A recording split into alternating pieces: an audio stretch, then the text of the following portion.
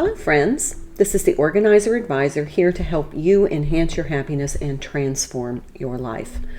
I am a professional organizer and a certified life coach, and I like to consider myself a life enhancement coach because my goal is to help you live your best life. We all experience areas of overwhelm in our home, which really diminish the peace in our home. Our home is actually an extension of what's going on in our mind and in our hearts and kind of in our inner world.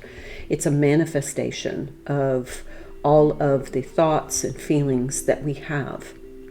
And when I go into someone's home as a professional organizer, I can see really kind of the obstacles and barriers that a person may be facing within themselves. And using this experience and my training as a life coach, I really hope to be able to kind of calm the inner self so that that is reflected or manifested in your outer environment. And these two things work simultaneously together. When you have a very cluttered and overwhelmed house or home or environment, your inner world becomes very chaotic and overwhelmed and cluttered. So in order to kind of combat this and restore peace and balance between your inner world and your outer world, we often need to just take some steps to realize why some of this chaos is occurring. And by getting kind of control of the outer clutter or chaos, it helps to restore calm on the inner part of ourselves. So today I would like to discuss and maybe give some helpful suggestions to you about some of these points of chaos in your life. And when I say points of chaos, I'm talking about those specific areas that always seem to be cluttered. So go get your hydration beverage, meet me back here, and let's talk about how we can restore calm to this chaos.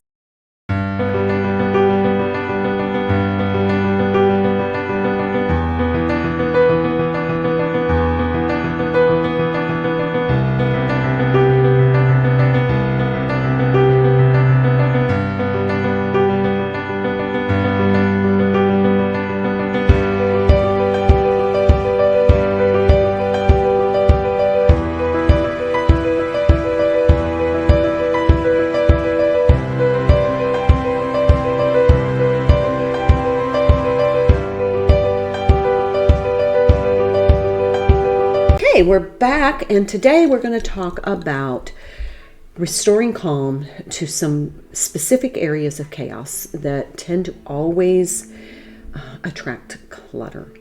Okay, so we're going to talk about a few of these. So get your hydration beverage. Remember, we always want to stay hydrated.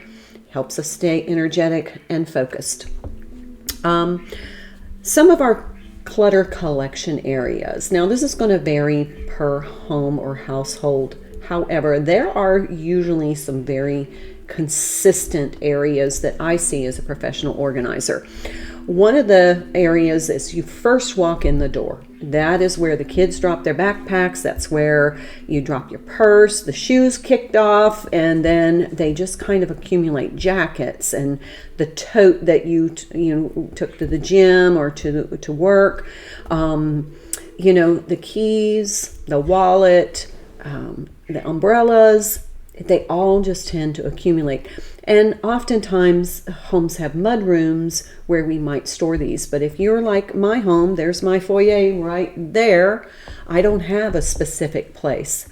So what happens when I don't have a specific place or process or plan for these items, they end up stacking up on the dining room table, on the little stand right by the door, or on the kitchen countertop. The most convenient space to put something when you enter the house is where you're going to collect clutter. So take a moment right now and just look at the area by your front door. And are you experiencing some clutter chaos in this specific location? If you are, let's conceive a plan for you to be able to manage that clutter, because it's not the first thing you want to see when you walk in your house, and it's not the last thing you want to see when you walk out of your house, because it disrupts your energy, it makes you feel unsettled, and it makes you feel frustrated and overwhelmed. So just look at the types of clutter that you have. This might be shoes, it might be totes. Just look at the variety, and then let's talk about containment systems. Now, containment systems can be baskets, bin, boxes, whatever you have. I like these little inexpensive, they're like paper boxes, cardboard boxes. You can get these at just about any TJ Maxx or even the Dollar General. They're very inexpensive. Let's see, this one was $6, a little more than I usually pay, to be honest, but it was pretty. But these are great devices for storing some of those items so that you can have a dedicated space. This could be for keys, wallets, sunglasses, whatever that you just deposit on your way in the house or out the door. If you have children and their shoes are kicked off, then you could talk about maybe just a little basket for shoes. If jackets and umbrellas tend to accumulate there, you might want to install a couple of hooks by the door so that they can just go right on. It's something as minimal as a little coat rack, just something with hooks, a towel rack, anything that you can just hook a tote over, or a jacket or an umbrella. That's going to keep everything off the floor. It's going to keep everything in the dedicated space, so as you exit your home, you can just grab what you need, but it minimizes that clutter impact. So that's one area. Another area that I often see is the kitchen countertop or bar area. Like if you have a countertop that separates your dining room from, or family room from, your kitchen, this is another point of chaos and clutter. And what often gets deposited here is any kind of paperwork, the mail. This is receipts. Oftentimes we have pens, keys, school papers, boxes, all of those things that we just don't know what to do with, or we don't have a dedicated space. So another way we can address this through a containment system is to have just a basket, a pretty decorative basket. This can capture the mail, it can capture pens, it can capture keys, it can capture the school papers. And if you have boxes that you need to unpack, you can have the packing slips there. Whatever is that, kind of that paper dynamic. Usually what happens is there will be a tidy up day where we take all of these papers off, we just stack them all together, and then we stick them somewhere. Unfortunately, we forget where we put them, and then we have to go on a search, which is very frustrating because we can't find the stamps that we bought, that we put on the kitchen counter, because we grouped them all, we swooped them all up, and then we stuck them in a drawer or a cabinet, and now we can't find them. And then we start to accumulate frustration, and then that affects the way we feel in our home, as well as our relationships with the others that share our space. So just a decorative basket, you can even use a box like that. I'm sure there's one that you have on hand. You can use a tray, but everything on that countertop goes in that containment system. That's going to eliminate the sprawl. Let's talk about the dining room table. Much the same thing. Most often what I hear is the dining room table has the tax papers, all the receipts, all the booklets that you get when you buy a product, an electronic, that instruction manual booklet. It has any kind of projects that your kids are doing at school. It has, documents, file folders that you're not putting back in the filing system. Plethora of usually documents on the kitchen table. And so this creates kind of a quasi-office space, but it's not organized, there's no dedicated space, and then you just have piles of paperwork. And so then that becomes an area of frustration, and so then you start to avoid. You're also going to find gift wrap, gift greeting cards, all of those things that you intend to send, but they end up sitting there, and then at some point you get tired, so you just put them all in a laundry basket, and then you go put them in a closet somewhere, and now they're in oblivion. You don't know where they are, and then you're going to have to go through that search process again. So I just want to, that's the highlight of the areas. Two other areas that I just want to mention really quickly. Clothing is another area where we tend to not put things away because our closets are overstuffed. So they go on the treadmill or the exercise bike, or they pile up on the floor, or they're on every surface in the bedroom. That does not create a serene, restful environment. So we need to address that. And I'm going to give some suggestions on all of these things right after we get done identifying some of these problem areas. Bathroom countertops are another area of clutter overwhelm, because we have so many products and we use them every day, so why put them away? But we can use trays to contain them. We can keep the products out that we need and only use the things that we use daily. The rest can go into bins in the cabinetry. Lastly, the bedside table. This is another area where we put books, we put the mail, we put magazines, we put important letters that we want to address because we're tired and we're opening the mail and we're kind of laying down, and then we just put it over on the bedside table. It falls off, it gets under the bed. You can see where I'm going with all of this. It's a snowball of chaos, and then it just gets to be overwhelming, and then eventually your sanctuary space becomes a place where you don't feel at ease, and so you start to avoid. So you stay out of your home a lot more than you're in your home. So bedside table cluttered, it's the first thing you see every morning. You start your day off with that overwhelming sense of chaos, and that shifts your energy into frustration. Your visceral reaction to it is, I'm overwhelmed. And so your whole day, every day, starts with this really negative visceral response, a physical response to clutter. Eventually, this gets to a point where the overwhelm is so overwhelming, it can actually lead to depression, feelings of insignificance, insecurity, and overall a lack of joy and happiness. The wonderful thing is that we can change all that. And sometimes it's just a matter of strategies and frameworks.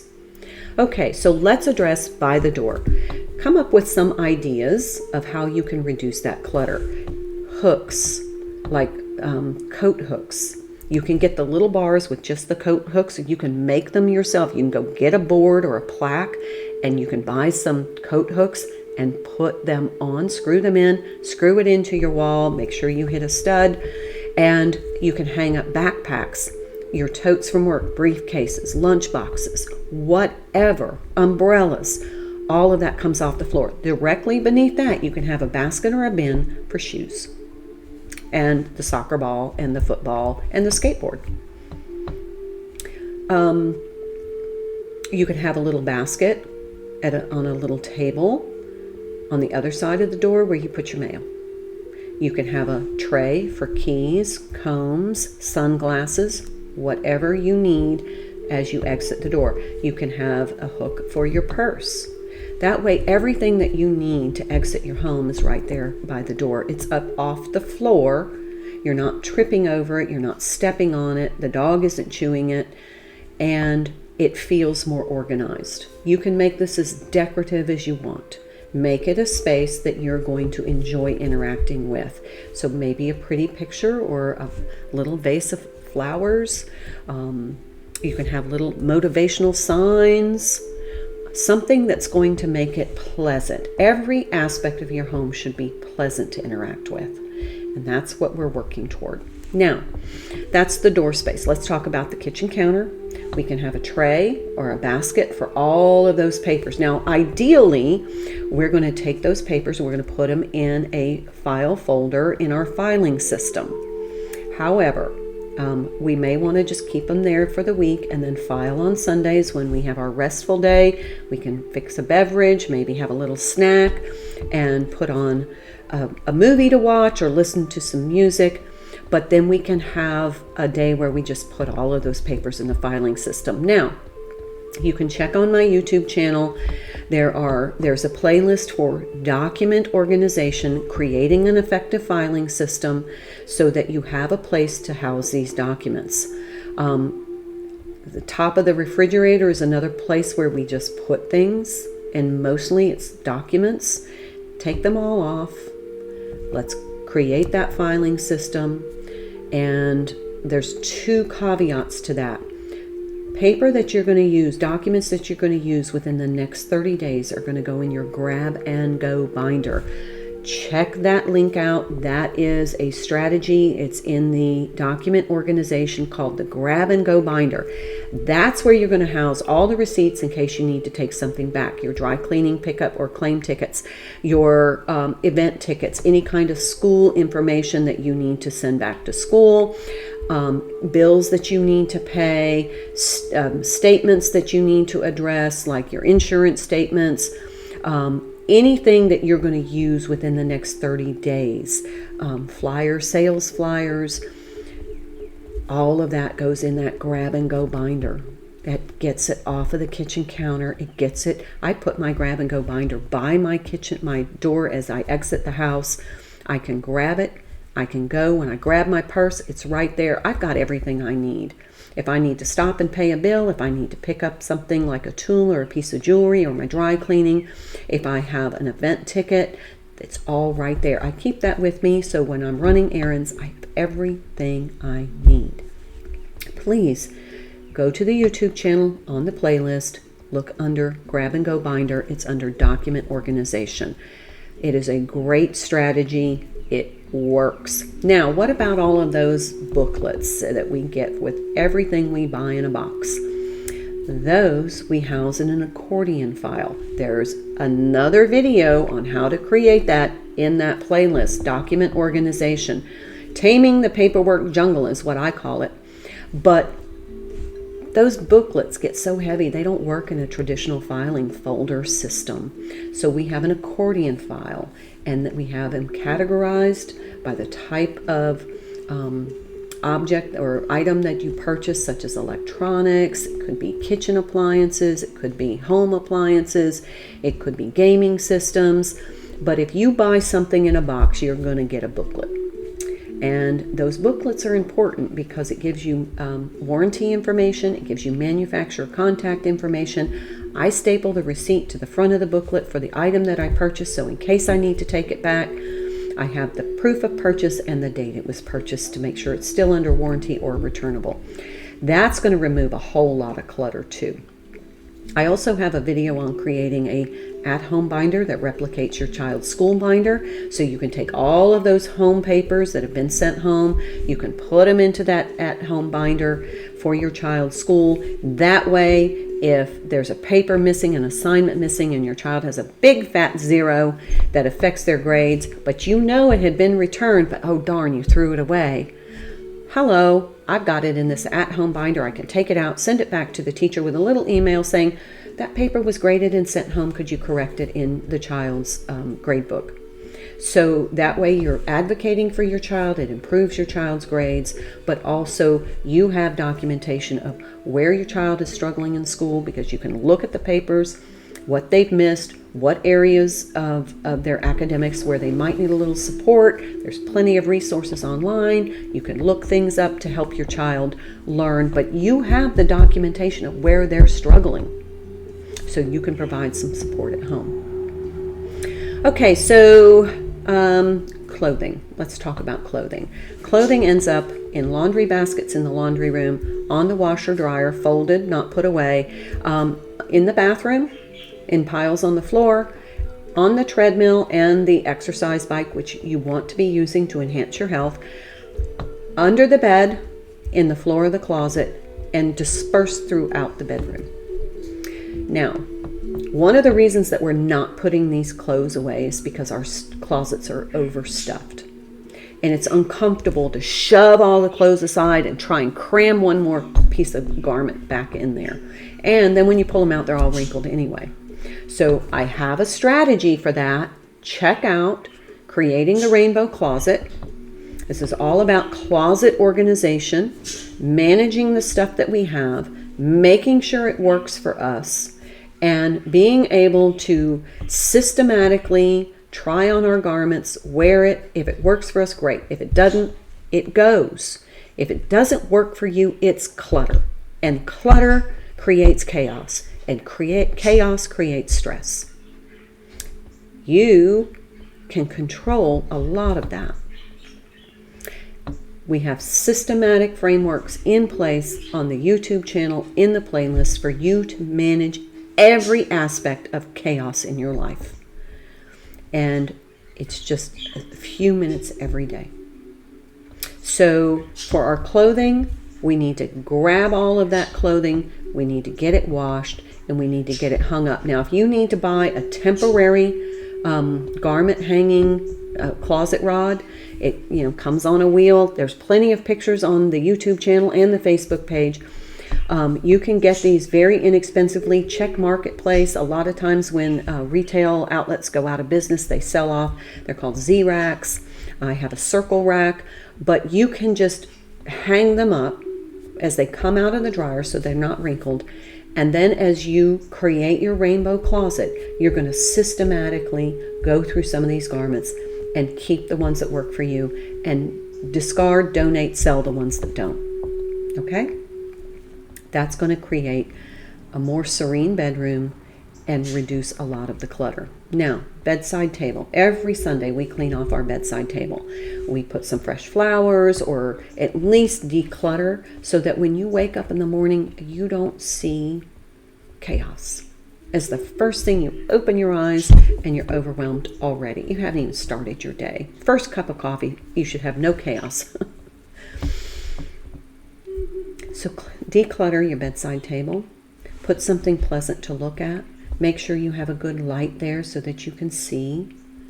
I like to put fresh flowers on Sundays because we change our sheets on Sunday, Clean Sheet Sunday. We freshen our linens and our bedding, but we declutter our bedside table so that we have that serene space to wake up to. This could house something sentimental to you, like an artifact of something, or maybe a little heart or something, pictures of your family, your kids, but no more than 3 things. I wouldn't have any more than 3 things on a bedside table. That's your lamp, an artifact, and I put my linen spray. A vase of fresh flowers is always uplifting when you wake up in the morning and you see it could just be one single stem. But when you see a beautiful flower when you wake up in the morning, it's uplifting. It recharges you. It makes you excited to interact with your day.